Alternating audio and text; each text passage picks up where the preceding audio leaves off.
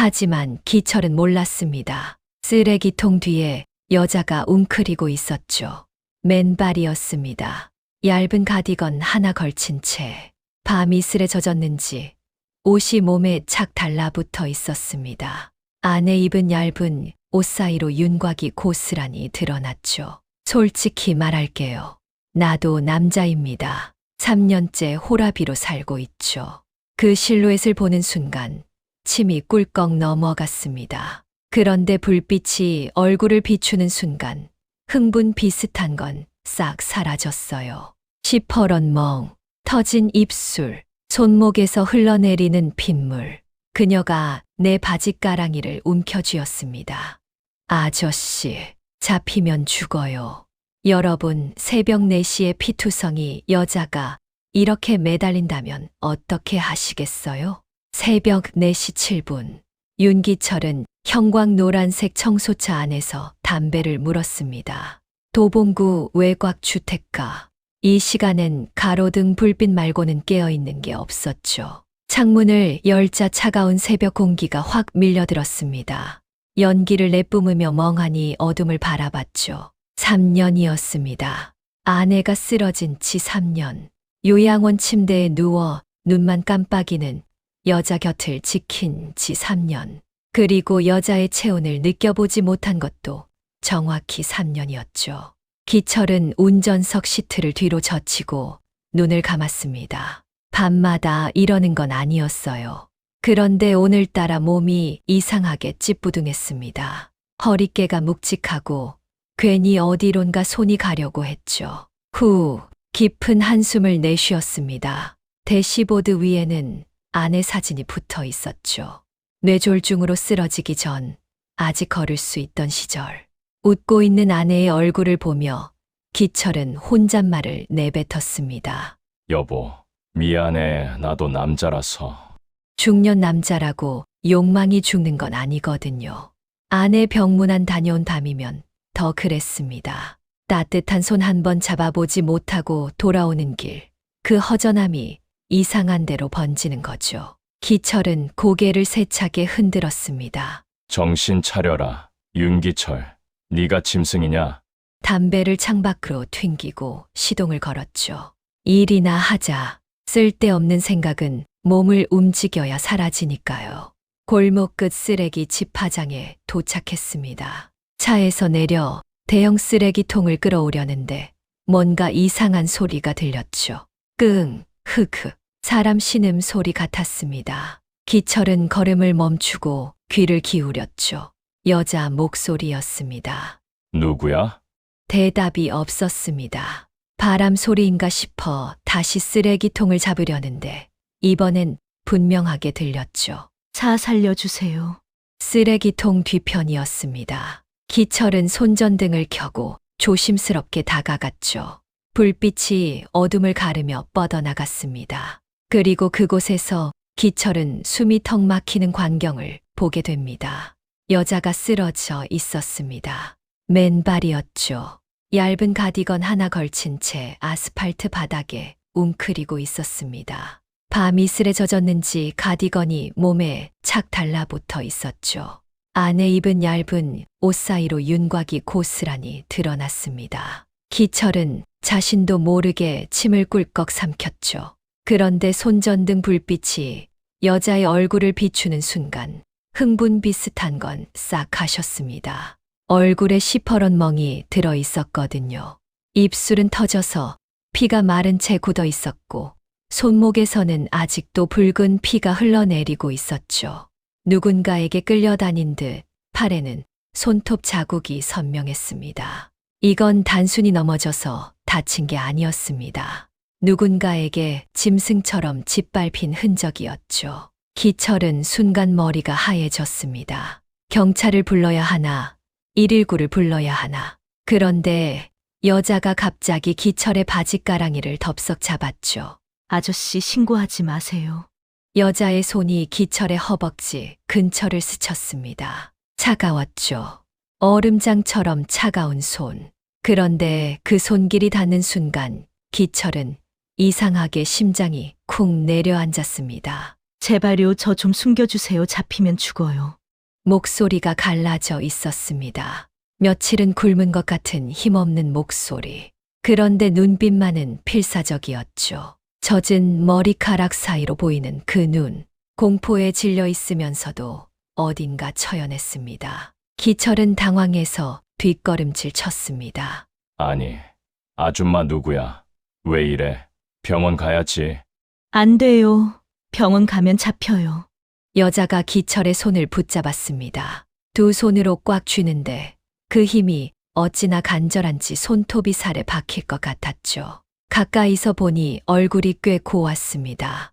멍만 없으면 미인 축에 들겠더군요. 고생은 많이 한 것 같아도 어딘가 품위가 남아있는 인상이었습니다. 아까 그 이상한 감정이 다시 스멀스멀 올라오려다가 여자의 상처투성이 몸을 보는 순간 싹 사라졌죠. 욕망 같은 게 아니었습니다. 그냥 불쌍했어요. 그리고 화가 났죠. 누가 사람을 이 지경으로 만든 거야? 누가 잡는다는 거야? 경찰이야? 아니요. 그 사람들이. 여자가 말을 잇지 못하고 골목 입구를 힐끔 봤습니다. 그때였습니다. 멀리서 헤드라이트 불빛이 보였습니다. 검은 승합차 한 대가 천천히 골목 쪽으로 다가오고 있었죠. 마치 먹잇감을 찾는 맹수처럼 느릿느릿. 여자의 얼굴이 시체처럼 하얗게 질렸습니다. 왔어요. 저 사람들이에요. 여자가 기철의 옷자락을 움켜쥐었습니다. 젖은 가디건 사이로 여자의 체온이 전해졌습니다. 3년 만에 느껴보는 여자의 온기였죠. 그런데 기철은 야릇한 생각 따위 들 틈이 없었습니다. 여자의 심장 소리가 느껴졌거든요. 쿵쾅쿵쾅. 죽을 것 같은 공포에 미친 듯이 뛰는 심장. 그 소리를 듣는 순간 기철은 결심했죠. 일단 타. 기철은 여자를 끌어당겨 청소차 조수석에 밀어 넣었습니다. 왜 그랬는지 자신도 몰랐죠. 그냥 저 눈빛을 보는 순간 외면하면 안 될 것 같았습니다. 3년 전 아내가 길에서 쓰러졌을 때 지나가던 사람들이 힐끔 보고 그냥 가버리던 그 장면이 스쳐 지나갔죠. 운전석으로 뛰어올라 시동을 걸었습니다. 형광 노란색 청소차가 굉음을 매며 골목을 빠져나갔습니다. 백미러로 보니 승합차가 멈춰서서 이쪽을 바라보고 있었죠. 헤드라이트 불빛이 청소차 뒷모습을 훑고 지나갔습니다. 번호판을 봤을까? 기철의 등줄기에 식은땀이 흘렀습니다. 한참을 달려 큰 도로로 빠져나왔습니다. 신호등 불빛 아래 차를 세우고 나서야 기철은 겨우 숨을 돌렸죠. 옆자리를 보니 여자가 웅크린 채 바들바들 떨고 있었습니다. 히터를 틀어주자 젖은 옷에서 김이 올라왔죠. 차 안에 묘한 냄새가 퍼졌습니다. 땀 냄새, 핏물 냄새, 그리고 여자 특유의 살 냄새가 뒤섞인. 기철은 괜히 창문을 열었다 닫았다 했습니다. 정신 차려야 했거든요. 야, 아줌마. 대체 무슨 일이야? 저놈들이 누군데? 여자가 고개를 들었습니다. 생각보다 더 고왔죠. 멍들고 피 묻은 얼굴인데도 어딘가 단정한 인상이었습니다. 저 보이스피싱이요. 뭐, 저 보이스피싱 조직에 잡혀 있었어요. 일주일 동안. 여자가 떨리는 목소리로 설명했습니다. 취업 사기였다고, 일자리 구한다고 면접 보러 갔다가 그대로 끌려갔다고, 현금 인출책으로 일주일간 전국을 끌려다녔다고요. 오늘 새벽에 겨우 도망쳤어요. 근데 저 사람들이 제 얼굴을 알아요. 잡히면 입막음 당해요. 기철은 머리가 핑 돌았습니다.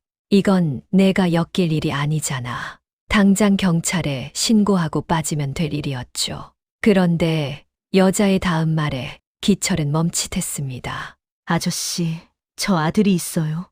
대학생이에요. 그 애한테만 가면 돼요. 제발 저 좀 도와주세요. 아들. 그 한마디가 기철의 가슴을 찔렀습니다. 자식을 위해 뭐든 하겠다는 저 눈빛. 요양원에 누워있는 아내도 기철을 저렇게 바라보던 시절이 있었죠. 이름이 뭐야? 한정숙이요. 어디까지 가면 되는데? 인천이요. 인천 송도. 정숙은 주머니에서 구겨진 지폐를 꺼냈습니다. 5만 원짜리 한 장이었죠. 이거밖에 없어요. 이거 드릴 테니까 저 좀 데려다 주세요. 아들한테만 가면 돼요. 5만 원. 저 돈이 이 여자의 전부라는 게 느껴졌습니다. 기철은 돈을 밀어냈죠. 됐어. 집어넣어. 그리고 시동을 다시 걸었습니다. 가긴 가는데 대신 가는 동안 다 말해. 대체 무슨 일에 엮인 건지. 청소차가 새벽 도로를 달리기 시작했습니다. 100m에는 아직 아무것도 안 보였죠. 하지만 기철은 몰랐습니다. 형광 노란색 청소차가 이 어둠 속에서 얼마나 눈에 띄는지, 그리고 그 번호판을 이미 누군가 적어뒀다는 것을. 청소차가 새벽 국도를 달렸습니다. 도심을 벗어나자 가로등도 뜸해졌죠. 헤드라이트 불빛만이 어둠을 가르며 앞으로 뻗어나갔습니다. 차 안에는 히터 돌아가는 소리와 두 사람의 숨소리만 감돌았죠. 기철은 곁눈질로 옆자리를 훔쳐봤습니다. 정숙은 웅크린 채 창밖을 보고 있었죠. 젖은 가디건이 히터 바람에 마르기 시작하면서 차 안에 묘한 냄새가 퍼졌습니다. 땀 냄새, 비릿한 핏물 냄새, 그리고 여자 특유의 살 냄새가 뒤섞인.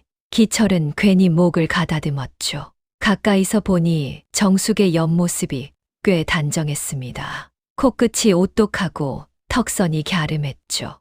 멍만 없으면 미인축에 들겠다 싶었습니다. 나이는 자기보다 2~3살 어려 보였죠. 기철은 고개를 세차게 흔들었습니다. 야, 윤기철. 지금 무슨 생각을 하는 거냐? 저 여자 쫓기는 신세잖아. 아줌마. 기철이 먼저 입을 열었습니다. 아까 보이스피싱이라고 했지. 자세히 말해봐. 어쩌다 그렇게 된 거야? 정숙이 한참 동안 대답을 안 했습니다. 창밖만 멍하니 바라보더니 한숨을 푹 내쉬었죠. 일자리요. 일자리 구하다가 당했어요. 목소리가 쉬어 있었습니다. 울다 지친 사람 특유의 갈라진 목소리. 남편이 일찍 죽었거든요. 혼자 애 키우면서 식당에서 일했는데 가게가 망해서 쫓겨났어요. 그러다 인터넷에서 일자리 공고를 봤죠. 월급 300에 숙식 제공, 단순 사무 보조. 기철은 말없이 들었습니다. 면접 보러 갔는데 그게 덫이었어요. 승합차에 태워지더니 폰 빼앗기고 그다음부턴 정숙의 목소리가 떨렸습니다. 현금 인출책이요. 제 명의로 통장 만들게 하고 전국 돌아다니면서 ATM에서 돈 빼오게 시켰어요. 안 하면 죽인다고, 아들 학교 앞에서 기다리겠다고. 기철은 핸들을 꽉 쥐었습니다. 화가 치밀었거든요. 일자리 구하려고 나섰다가 범죄자 신세가 되다니 세상이 너무 개 같았죠. 경찰에 신고는 안 했어. 못해요. 저도 공범이잖아요. 제 명의 통장으로 돈 빼간 건데 누가 믿어주겠어요. 피해자라고 주장해도 증거가 없으면. 정숙이 입술을 깨물었습니다. 그리고 신고해도 저놈들이 먼저 잡으러 와요. 조직이 경찰보다 빨라요. 일주일 동안 봤거든요. 도망치다 잡힌 애들이 어떻게 되는지. 기철은 묻지 않았습니다. 정숙의 온몸에 난 상처가 대답이었으니까요. 그래서 오늘 새벽에 겨우 틈을 봐서 뛰쳐나왔어요. 화장실 간다고 하고 창문으로 도망쳤죠. 맨발로. 정숙이 자기 발을 내려다봤습니다. 아스팔트에 긁혀서 피가 맺혀 있었죠. 기철은 조수석 서랍을 열어 비닐봉지를 꺼냈습니다. 그 안에 깨끗한 수건이 있었거든요. 이걸로 일단 닦아. 정숙이 수건을 받아들었습니다. 고맙다는 말 대신 눈물이 뚝 떨어졌죠. 30분쯤 달렸을까요? 100m로 뒤를 확인하던 기철의 눈이 좁아졌습니다. 까만 점 하나가 저 멀리서 따라오고 있었거든요. 처음엔 그냥 새벽 배송 트럭인가 싶었습니다. 그런데 점점 가까워지는 게 느껴졌죠. 속도를 올려도 따라오고 줄여도 따라왔습니다. 헤드라이트가 점점 커졌습니다. 승합차였죠. 검은색. 기철의 등줄기에 식은땀이 흘렀습니다. 야, 뒤에 차 있어. 정숙이 사이드 미러를 보더니 비명을 질렀죠. 저 차예요. 저 차. 승합차가 미친 듯이 쌍라이트를 켜며 달려왔습니다. 경적까지 울리면서 바짝 붙었죠. 창문 너머로 남자들의 실루엣이 어렴풋이 보였습니다. 어떻게 알았지? 폰은 안 갖고 나왔는데. 정숙이 패닉에 빠져 떨기 시작했습니다. 기철은 이를 악물었죠. 번호판이다. 아까 골목에서 봤겠지. 새벽에 형광 노란색 청소차가 몇 대나 다니겠어. 뒤로 숨어. 기철이 짧게 지시했습니다. 운전석 뒤편에는 청소 도구와 쓰레기 봉투들이 쌓여 있었죠. 좁았지만 사람 하나 숨을 공간은 있었습니다. 거기 들어가서 봉투 뒤집어 쓰고 숨 죽이고 있어. 절대 소리 내지 마. 정숙이 허겁지겁 뒤로 넘어갔습니다. 청소 도구 사이로 몸을 구겨 넣고 검은 비닐봉투로 몸을 덮었죠. 기철은 속도를 줄였습니다. 도망가면 더 의심받을 테니까요. 승합차가 나란히 달리더니 경적을 울렸습니다. 창문을 내리라는 신호였죠. 기철은 천천히 창문을 열었습니다. 뭐야? 승합차 조수석에서 남자가 고개를 내밀었습니다. 30대 중반쯤 돼 보였죠. 눈빛이 예사롭지 않았습니다. 사람 패본 놈 특유의 날카로운 눈. 아저씨, 혹시 여자 못 봤어요? 중년 여자, 맨발에 가디건 입은 거. 기철은 짐짓 어리둥절한 표정을 지었습니다. 여자, 이 새벽에? 네, 이쪽 방향으로 도망쳤거든요. 혹시 길에서 본 거 없어요? 난 쓰레기 수거 중이라 앞만 보고 왔는데 못 봤어요. 남자가 기철의 얼굴을 뚫어지게 쳐다봤습니다. 그리고 차 안을 훑었죠. 조수석, 대시보드, 운전석 뒤편까지. 기철은 심장이 터질 것 같았습니다. 등 뒤에서 정숙의 숨소리가 들리는 것 같았거든요. 아저씨, 뒤에 뭐 있어요? 뭐긴 뭐야, 쓰레기지. 청소차잖아. 기철은 짜증 섞인 목소리로 대꾸했습니다. 이 새벽에 수거 중인데 급한 일 있으면 경찰 부르시지. 왜 청소차 붙잡고 그래요? 남자가 잠시 망설이더니 입꼬리를 올렸습니다. 알겠어요. 근데 아저씨, 남자가 기철의 눈을 똑바로 쳐다봤죠. 혹시 보면 연락 좀 해요. 우리 마누라거든. 정신이 좀 이상해서 자꾸 도망쳐. 거짓말인 게 뻔히 보였습니다. 저 눈빛이 남편 눈빛일 리가 없었거든요. 사냥감을 쫓는 짐승 눈이었죠. 기철은 고개만 끄덕였습니다. 알겠어요. 보면 연락하죠.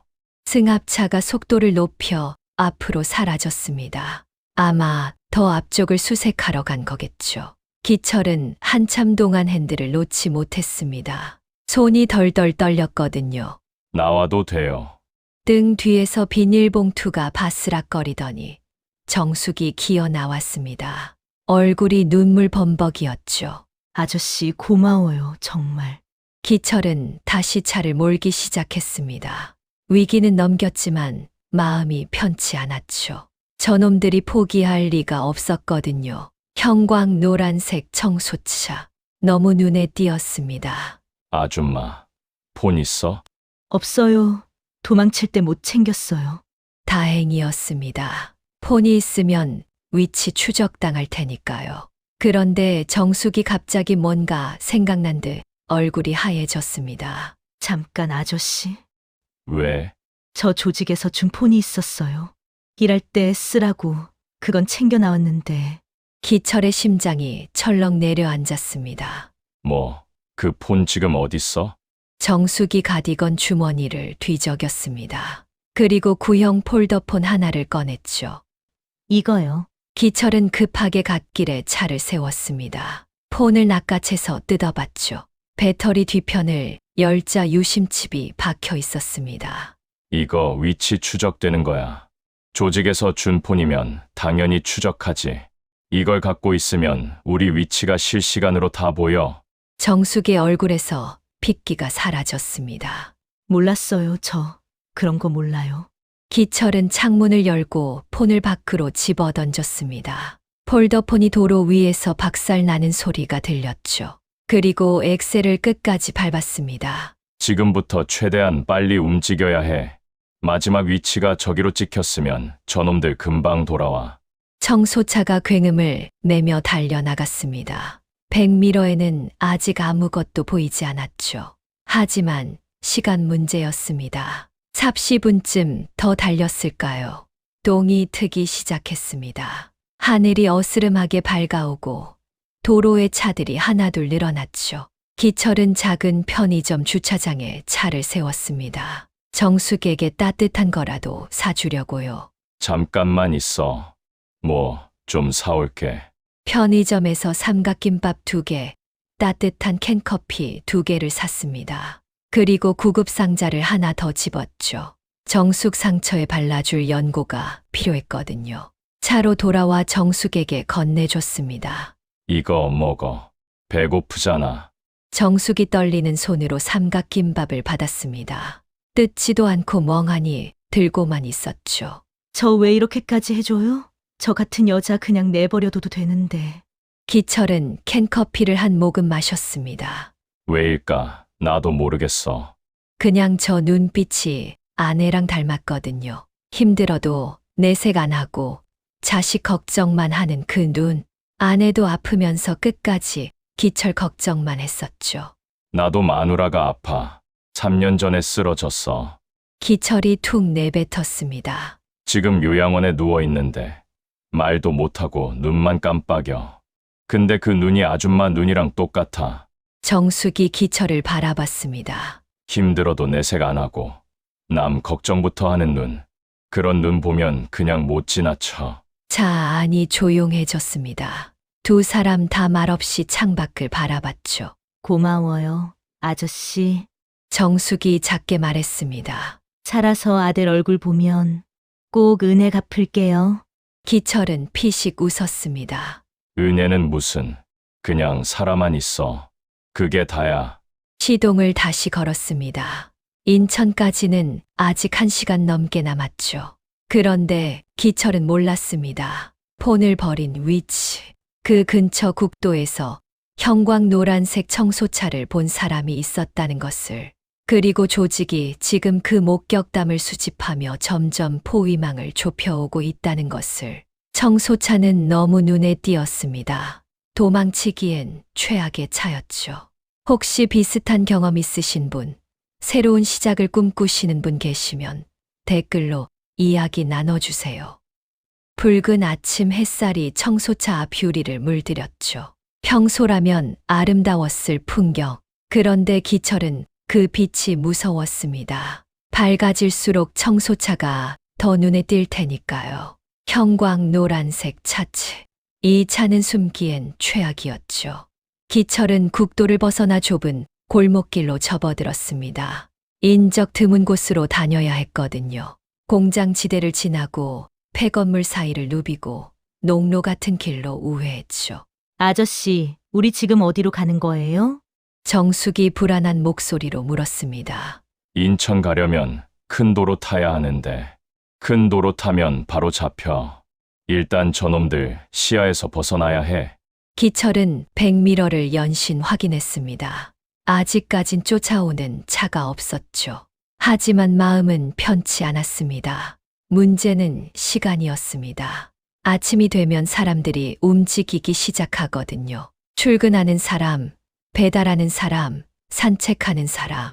그 눈들이 전부 청소차를 볼 겁니다. 형광 노란색은 숨길 수가 없었죠. 정숙이 창밖을 가리켰습니다. 작은 슈퍼 앞에 아주머니 2명이 서서 이쪽을 쳐다보고 있었죠. 청소차가 지나가자 고개를 갸웃거렸습니다. 저 시간에 청소차가 왜 저기로 가지? 이 모양이 그렇게 움직이는 게 보였죠. 기철은 속도를 높였습니다. 사람 눈에 띄는 것 자체가 위험이었거든요. 조직이 물어물어 쫓아오면 저런 목격담이 전부 단서가 되는 겁니다. 30분쯤 더 달렸을까요? 기철은 주유소에 차를 세웠습니다. 기름이 바닥나기 직전이었거든요. 잠깐 여기서 기다려. 내가 기름 넣고 올게. 정숙은 고개를 숙인 채 좌석에 웅크렸습니다. 최대한 눈에 안 띄려는 거였죠. 기철이 주유기 앞에 서자 주유소 직원이 다가왔습니다. 젊은 남자였죠. 청소차세요? 이 동네는 수거 구역 아닌 것 같은데. 기철은 짐짓 귀찮은 척 대꾸했습니다. 특별 수거야. 불법 투기 신고 들어와서 출동하는 길이야. 아, 그렇구나. 요즘 불법 투기 많죠. 직원이 더 이상 묻지 않았습니다. 기철은 안도하며 기름을 넣었죠. 그런데 계산하려고 카드를 꺼내는 순간 직원의 전화기가 울렸습니다. 네, 노란 청소차요? 아, 방금 여기 왔는데요. 지금 기름 넣고 있어요. 기철의 심장이 얼어붙었습니다. 직원이 전화를 받으며 이쪽을 힐끔 봤거든요. 눈빛이 달라져 있었죠. 네, 알겠습니다. 잠깐 붙잡아 둘까요? 기철은 카드를 집어넣고 운전석에 올라탔습니다. 시동을 걸자 직원이 손을 흔들며 뛰어왔죠. 아저씨, 잠깐만요. 엑셀을 밟았습니다. 청소차가 굉음을 내며 주유소를 빠져나갔죠. 백미러로 보니 직원이 전화기를 귀에 대고 뭔가 외치고 있었습니다. 분명 차 번호를 불러주고 있겠죠. 아저씨, 무슨 일이에요? 정숙이 겁에 질려 물었습니다. 저놈들이 주유소에도 연락을 돌린 거야. 형광 노란색 청소차 보면 알려달라고. 정숙의 얼굴이 하얗게 질렸죠. 여러분, 이런 상황에서 어떻게 하시겠어요? 도망가면 갈수록 눈에 띄고 멈추면 잡히는 거예요. 기철은 이를 악물었습니다. 이대로는 안 돼. 청소차를 어디 숨겨야 해. 좁은 골목으로, 더 좁은 골목으로 차를 몰았습니다. 공장 지대를 지나 폐건물 사이로 들어갔죠. 그러다 눈에 띄는 게 있었습니다. 버려진 창고였습니다. 셔터가 반쯤 열려 있었죠. 기철은 차를 그 안으로 밀어 넣었습니다. 어둠 속에 청소차가 숨겨졌죠. 시동을 끄자 사방이 고요해졌습니다. 여기서 잠깐 숨어 있어야겠어. 기철이 한숨을 내쉬었습니다. 낮에 움직이면 100% 잡혀. 해 떨어지면 다시 출발하자. 버려진 창고 안은 먼지투성이었습니다. 기철은 차에서 내려 주변을 둘러봤죠.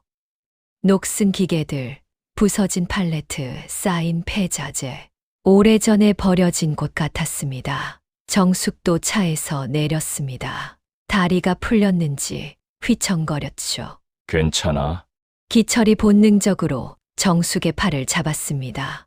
얇은 가디건 사이로 여자의 팔뚝이 만져졌죠. 가늘었습니다. 뼈가 느껴질 정도로 정숙이 기철을 올려다봤습니다. 두 사람의 시선이 마주쳤죠. 창고 안은 어두웠습니다. 셔터 틈으로 들어오는 빛만이 희미하게 두 사람을 비췄죠. 그 빛 아래서 정숙의 눈이 젖어 있었습니다. 저 때문에 아저씨까지 이렇게 됐잖아요. 미안해요. 기철은 손을 놓지 않았습니다. 왜인지 그러면 안 될 것 같았거든요. 미안하긴 내가 알아서 한 거야. 두 사람은 청소차 안에 다시 올라탔습니다. 어차피 기다려야 하니까요. 해가 질 때까지 몇 시간은 남아 있었죠. 정숙은 조수석에서 무릎을 끌어안고 웅크렸습니다. 지쳐 보였죠. 밤새 도망치고 쫓기고 숨고 보통 사람이면 진작 쓰러졌을 겁니다. 잠깐, 눈 좀 붙여. 내가 지키고 있을 테니까. 정숙이 고개를 저었습니다. 못 차요. 눈 감으면 그 사람들 얼굴이 보여서. 목소리가 떨렸죠. 트라우마가 깊어 보였습니다. 기철은 뭐라고 위로해야 할지 몰랐습니다. 그냥 옆에 있어주는 수밖에요. 한참을 침묵이 흘렀습니다. 창고 밖에서 새 소리가 들려왔죠. 평화로운 소리. 그런데 두 사람에게는 그 평화가 거짓말처럼 느껴졌습니다. 이렇게 아들을 만나도 되는 걸까요? 그래도 살아서 가야지. 정숙이 기철을 바라봤습니다. 죽으면 아무것도 못해. 살아있어야 설명도 하고, 사과도 하고, 다시 시작도 하지. 안 그래? 정숙이 고개를 끄덕였습니다. 눈물을 손등으로 훔치며 아저씨는 왜 이렇게 좋은 사람이에요? 기철은 피식 웃었습니다. 좋은 사람은 무슨 나도 별 볼 일 없는 놈이야. 하지만 정숙의 눈빛은 달랐습니다. 기철을 바라보는 그 눈에 뭔가가 담겨 있었죠. 고마움인지 아니면 다른 감정인지. 좁은 차 아니었습니다. 두 사람의 어깨가 거의 닿을 듯 말 듯 했죠. 그때였습니다. 창고 밖에서 차 소리가 들렸습니다. 천천히 다가오는 엔진 소리. 기철과 정숙이 동시에 굳었죠. 셔터 틈으로 바깥을 봤습니다. 검은 승합차 한 대가 천천히 지나가고 있었죠. 창문이 열려 있었고 남자가 고개를 내밀어 주변을 두리번거렸습니다. 제발, 제발 그냥 지나가라. 기철은 숨을 죽였습니다. 정숙은 손으로 입을 틀어막았죠. 승합차가 멈췄습니다. 창고 바로 앞에서 승합차가 창고 앞에 멈춰 섰습니다. 기철은 숨을 죽였죠. 옆에서 정숙의 심장 소리가 들리는 것 같았습니다. 쿵쾅쿵쾅.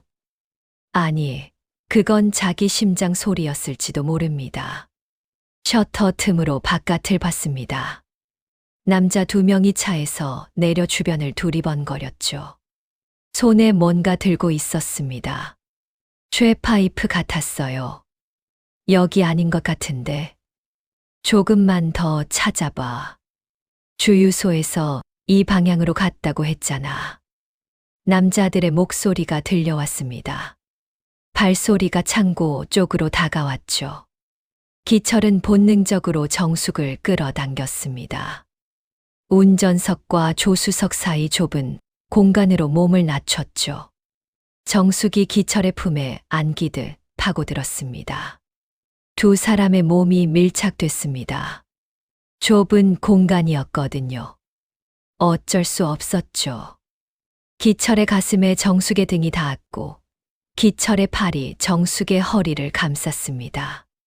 정숙의 머리카락에서 땀 냄새와 비누 냄새가 섞인 묘한 향이 났죠. 숨을 참았습니다. 발소리가 셔터 앞에서 멈췄습니다. 셔터가 조금 더 열리는 소리가 났죠. 남자가 안을 들여다보는 것 같았습니다. 기철은 정숙을 더 꽉 끌어안았습니다. 움직이지 마. 소리 내지 마. 말로 하지 않아도 통했죠. 정숙이 고개를 끄덕이듯 기철의 가슴에 얼굴을 파묻었습니다. 심장이 미친 듯이 뛰었습니다. 공포 때문이었죠. 그런데 솔직히 말하면 그것만은 아니었습니다. 3년 만에 느껴보는 여자의 체온이었거든요. 정숙의 몸이 떨리고 있었습니다. 두려움 때문이겠죠. 그 떨림이 기철의 가슴으로 고스란히 전해졌습니다. 따뜻하고 부드럽고 연약한 떨림. 기철은 눈을 질끈 감았습니다. 여기 아무것도 없어 가자. 밖에서 남자의 목소리가 들렸습니다. 발소리가 멀어졌죠. 차 문 닫히는 소리, 엔진 소리, 그리고 승합차가 떠나는 소리. 점점 작아지다가 완전히 사라졌습니다. 한참이 지나서야 기철은 정숙을 놓아줬습니다.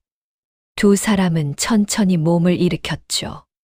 좁은 공간에서 빠져나오는데 서로의 몸이 스쳤습니다. 정숙의 허벅지가 기철의 다리에 닿았고 기철의 손이 정숙의 옆구리를 스쳤죠. 미안. 기철이 먼저 말했습니다. 아니에요. 정숙이 고개를 저었죠. 얼굴이 빨개져 있었습니다. 어둠 속에서도 보일 정도로. 차 안에 묘한 공기가 감돌았습니다. 아까와는 다른 긴장감이었죠. 위험한 긴장감. 기철은 헛기침을 했습니다. 정신 차려야 했거든요. 지금 상황이 어떤 상황인데. 일단 여기서 더 있으면 안 돼. 저놈들 또 올 수 있어. 시동을 걸었습니다. 청소차가 창고를 빠져나왔죠. 해가 많이 기울어 있었습니다. 곧 어둠이 내릴 거였어요. 기철은 핸들을 돌리며 생각했습니다. 어디로 가야 하지? 인천까지는 아직 멀었고, 이 차로 밤새 달리기엔 너무 눈에 띄었죠. 창밖을 보니 스무넷이 찜질방이 보였습니다. 국도변 외진 곳에 덩그러니 서 있는 허름한 건물이었습니다.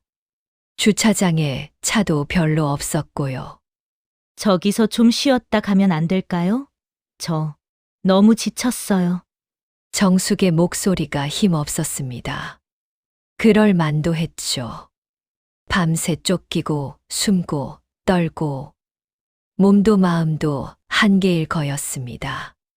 기철은 잠시 망설였습니다. 찜질방은 사람들 눈에 띌 수 있었거든요. 하지만 정숙의 지친 얼굴을 보니 그냥 지나칠 수가 없었죠. 알았어. 잠깐만 쉬자. 찜질방 주차장에 청소차를 세웠습니다. 건물 뒤편 구석이었죠. 최대한 눈에 안 띄는 곳을 골랐습니다. 카운터에서 입장권을 끊었습니다. 현금으로요. 카드 쓰면 기록이 남을 테니까. 손님, 두 분이세요? 할머니 주인이 기철과 정숙을 번갈아 봤습니다. 묘한 눈빛이었죠. 할머니가 피식 웃으며 옷을 내줬죠. 찜질복. 남자용 파란색, 여자용 분홍색. 3층에 수면실 있어요. 조용해서 좋아요. 정숙은 여탕으로, 기철은 남탕으로 갔습니다. 뜨거운 물에 몸을 담그자 그제야 긴장이 좀 풀렸죠. 온몸이 욱신거렸습니다. 밤새 핸들 잡고 달렸더니 어깨가 돌처럼 굳어 있었어요. 기철은 천장을 바라보며 생각했습니다. 정숙의 체온이 아직도 손에 남아있는 것 같았거든요. 아까 창고에서 끌어안았을 때 그 부드러운 감촉, 떨리는 몸, 심장 소리, 고개를 세차게 흔들었습니다. 야, 윤기철. 저 여자 쫓기는 신세야. 지금 무슨 생각을 하는 거야? 아내 생각을 했습니다. 요양원 침대에 누워 눈만 깜빡이는 아내. 미안하다고 말해야 했죠. 그런데 뭐가 미안한 건지 자신도 몰랐습니다. 샤워를 마치고 찜질복을 입었습니다. 3층 수면실로 올라가니 정숙이 먼저 와 있었죠. 분홍색 찜질복을 입고 구석에 앉아 있었습니다. 젖은 머리카락이 얼굴에 달라붙어 있었죠. 화장이 다 지워진 맨 얼굴이었습니다. 그런데 오히려 더 고와 보였어요. 원래 피부가 좋았나 봅니다. 기철은 정숙 옆에 앉았습니다. 수면실은 어두웠죠. 희미한 간접 조명만 켜져 있었습니다. 다른 손님은 없었어요. 둘뿐이었죠. 좀 살 것 같아? 네. 따뜻한 물에 들어가니까. 정숙이 고개를 끄덕였습니다. 목소리가 나른했죠. 침묵이 흘렀습니다. 묘한 침묵이었어요. 기철은 괜히 천장을 바라봤습니다. 옆에서 정숙의 숨소리가 들렸거든요. 고른 숨소리. 지쳐서 스르르 잠이 드는 것 같았죠. 곁눈질로 봤습니다. 정숙이 기철 쪽으로 기울어지고 있었어요. 졸다가 몸이 쏠리는 거였죠. 점점 기울어지다가 결국 정숙의 머리가 기철의 어깨에 닿았습니다. 기철은 움직이지 않았습니다. 정숙의 머리카락이 목을 간지렸죠. 샴푸 냄새가 났습니다. 아까 여탕에서 씻었나 봐요. 깨끗한 냄새. 숨이 막혔습니다. 다른 의미로 어깨에 닿은 정숙의 체온이 점점 퍼져나갔죠. 따뜻했습니다. 기철은 눈을 감았습니다. 이러면 안 되는데 알고 있었죠. 그런데 정숙을 밀어내지 못했습니다. 아니, 밀어내고 싶지 않았어요. 얼마나 지났을까요? 정숙이 몸을 뒤척였습니다. 잠결에 기철의 팔을 더듬었죠. 그리고 그 팔을 꽉 붙잡았습니다. 기철은 숨을 멈췄습니다. 정숙의 손이 떨리고 있었거든요. 악몽을 꾸는 것 같았죠. 잠꼬대 비슷한 소리가 새어 나왔습니다. 안 돼, 제발. 조직에게 쫓기는 꿈을 꾸는 거였죠. 얼마나 무서웠으면. 기철은 정숙의 손을 잡았습니다. 꽉 쥐어줬죠. 괜찮아. 내가 있어. 정숙의 떨림이 조금씩 가라앉았습니다. 손을 잡은 채 다시 잠이 들었죠. 기철은 그 손을 놓지 않았습니다. 놓을 수가 없었어요. 여러분, 이런 상황에서 어떻게 하시겠어요? 지쳐서 쓰러진 여자가 내 손을 붙잡고 있다면 그 손을 뿌리칠 수 있겠어요? 새벽 5시. 기철은 눈을 떴습니다. 잠깐 졸았던 모양이었죠. 그런데 뭔가 이상했습니다. 수면실 분위기가. 고개를 돌렸습니다. 입구 쪽에 누군가 서 있었죠. 남자 2명이었습니다. 찜질복을 입고 있었지만 눈빛이 예사롭지 않았어요. 기철을 똑바로 쳐다보고 있었죠. 심장이 쿵 내려앉았습니다. 어떻게 여기까지? 그때 깨달았죠. 주차장에 청소차를 세워뒀잖아. 형광 노란색 청소차. 저놈들이 국도변 스무넷이 업소를 하나씩 돌아다녔겠지. 편의점, 주유소, 찜질방. 그리고 결국 찾아낸 거야. 기철은 천천히 일어났습니다. 정숙을 깨우지 않으려고 조심스럽게요. 하지만 정숙도 이미 깨어 있었죠. 눈이 공포로 커져 있었습니다. 저 뒤로 가. 기철이 낮은 목소리로 말했습니다. 비상구 보이지? 저리로 나가서 큰 도로까지 뛰어. 거기 파출소 있어. 아저씨는요? 나는 저놈들 막아둘게. 정숙이 기철의 팔을 붙잡았습니다. 안 돼요, 아저씨까지 다치면. 기철은 정숙의 손을 떼어냈습니다. 그리고 눈을 똑바로 쳐다봤죠. 살아야지. 아들 얼굴 봐야지, 안 그래?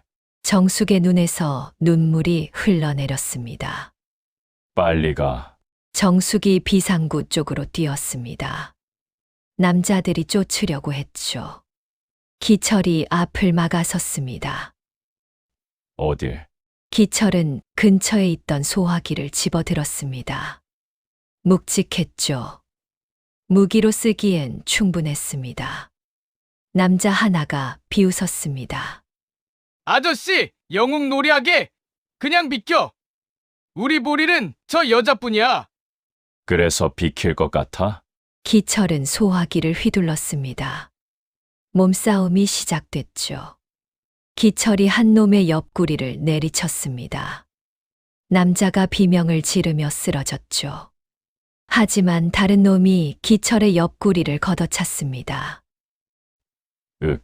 기철이 비틀거렸습니다. 그래도 쓰러지지 않았죠. 이를 악물고 다시 소화기를 들어 올렸습니다. 그때 찜질방 주인 할머니가 비명을 지르며 뛰어왔습니다. 살인이야. 경찰 불러. 사일은 소리가 멀리서 들려왔습니다. 누군가 112에 신고한 거였죠. 남자들의 얼굴이 굳었습니다. 튀어. 두 놈이 황급히 도망쳤습니다. 비상구 반대편으로요. 기철은 벽에 기대어 주저앉았습니다. 옆구리가 욱신거렸죠. 코에서 피가 흘러내렸습니다. 그래도 웃음이 나왔어요. 정숙은 빠져나갔겠지. 살았겠지. 경찰차가 도착했습니다. 그리고 경찰관들 뒤로 정숙이 뛰어왔죠. 정숙이 기철 앞에 무릎을 꿇었습니다. 피 흘리는 기철의 얼굴을 두 손으로 감쌌죠. 왜 이런 바보 같은 짓을 해요? 왜? 기철은 피식 웃었습니다. 살았잖아. 그거면 됐어. 정숙의 눈물이 기철의 손등에 떨어졌습니다. 따뜻했죠. 그 순간 기철은 알았습니다. 이 여자를 그냥 보낼 수 없겠구나. 경찰 조사는 생각보다 오래 걸렸습니다. 찜질방에서 벌어진 난투극. 기철은 병원에서 치료를 받고 정숙은 경찰서에서 진술을 했죠. 밤새 이어진 조사 끝에 정숙의 신분이 확인됐습니다. 보이스피싱 피해자 겸 핵심 증인. 정숙이 일주일간 끌려다니며 목격한 것들이 있었거든요. 조직의 아지트 위치, 총책의 얼굴, 현금 인출 루트. 그 정보가 경찰 수사에 결정적인 단서가 됐습니다. 일주일 후 조직이 소탕됐습니다. 총책을 포함해 12명이 검거됐죠. 뉴스에도 나왔습니다. 보이스피싱 조직 일망타진, 피해액 30억 원대 회수라는 제목으로요. 정숙은 증인 보호 프로그램에 들어갔습니다. 그리고 아들과 재회했죠. 인천 송도의 작은 원룸에서 아들이 엄마를 끌어안고 엉엉 울었습니다. 엄마, 어디 있었어? 연락이 안 돼서 미칠 것 같았어. 정숙도 울었습니다. 한참을 울었죠. 살아서 아들 얼굴을 보다니 그게 기적처럼 느껴졌거든요. 기철은 병원에서 일주일을 보냈습니다. 갈비뼈 하나가 살짝 부러졌죠. 의사가 혀를 찼습니다.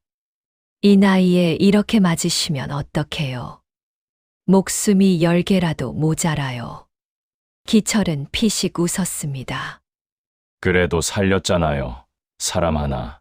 병원 침대에 누워 천장을 바라봤습니다. 정숙 생각이 났거든요. 지금쯤 아들 만났겠지. 울었겠지. 밥은 먹었으려나. 이상했습니다. 며칠 같이 있었을 뿐인데 자꾸 그 여자가 떠올랐거든요. 새벽 골목에서 처음 봤을 때의 그 눈빛. 청소차 안에서 떨던 어깨. 찜질방에서 내 손을 잡고 잠들던 모습. 기철은 고개를 흔들었습니다. 야, 정신 차려. 저 여자는 이제 제 갈길 가는 거야. 퇴원 날이었습니다. 기철이 짐을 챙기고 있는데 병실 문이 열렸죠. 정숙이었습니다. 손에 과일 바구니를 들고 서 있었죠. 깨끗하게 씻고 단정한 옷을 입은 모습이었습니다. 처음 봤을 때와는 완전히 달랐어요. 정숙의 눈이 붉어졌습니다. 기철은 멍하니 서 있었죠. 뭐라고 해야 할지 몰랐거든요. 괜찮아요? 많이 다쳤다고 들었는데. 이 정도야 뭐 금방 나. 기철이 대수롭지 않게 대답했습니다. 정숙이 과일 바구니를 내려놓고 기철 앞에 섰습니다. 그리고 갑자기 허리를 90도로 숙였죠. 감사합니다. 정말 감사합니다. 아저씨 아니었으면 저 죽었어요. 기철은 당황해서 정숙을 일으켜 세웠습니다. 야, 이러지 마. 민망하게. 둘은 병원 앞 벤치에 앉았습니다. 따뜻한 봄 햇살이 내리쬐고 있었죠. 벚꽃이 흩날리고 있었습니다. 아들 만났어?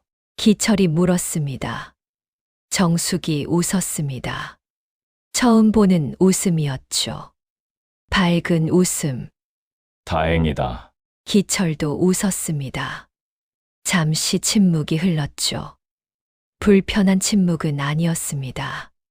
그냥 할 말이 많은데 뭐부터 해야 할지 모르는 그런 침묵이었어요. 정숙이 먼저 입을 열었습니다. 아저씨, 저 증인 보호 프로그램 들어가요. 한동안 연락 못 해요. 그래, 그게 안전하겠지. 근데요. 정숙이 기철을 바라봤습니다.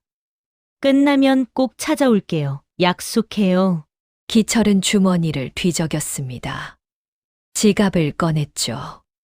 그 안에 비상금이 있었습니다. 50만 원. 아내 요양원비 내고 남은 전부였어요. 이거 받아. 정숙이 눈을 동그랗게 떴습니다. 이게 뭐예요? 밥도 사 먹고, 옷도 사 입고, 아들 앞에서 창피하게 그 꼴로 있으면 안 되잖아. 아니, 이건 너무 많아요. 저 못 받아요.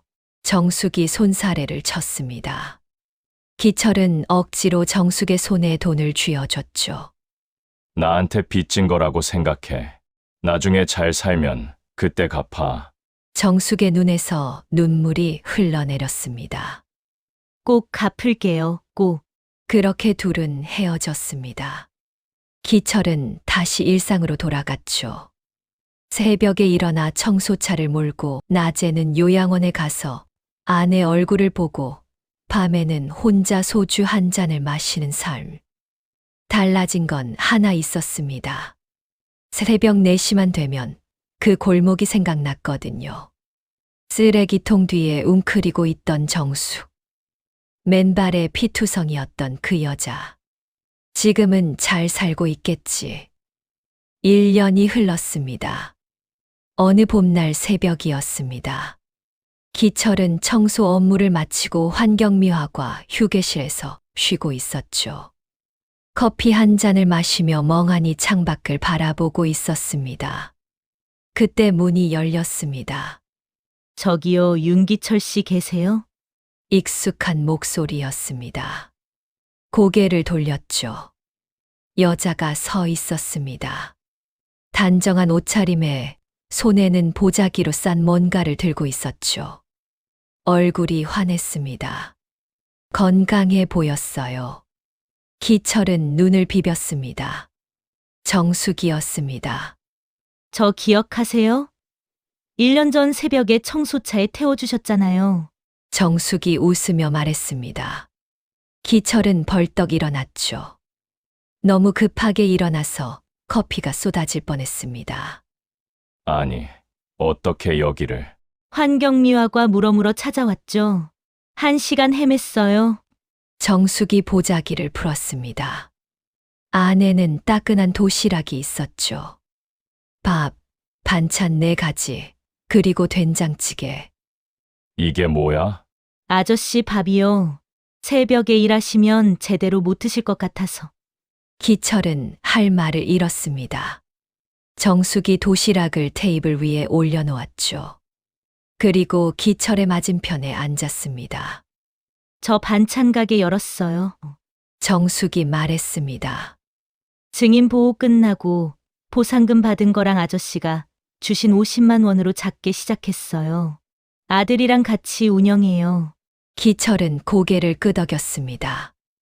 목이 메어서 말이 안 나왔거든요. 가게 이름이 뭔데?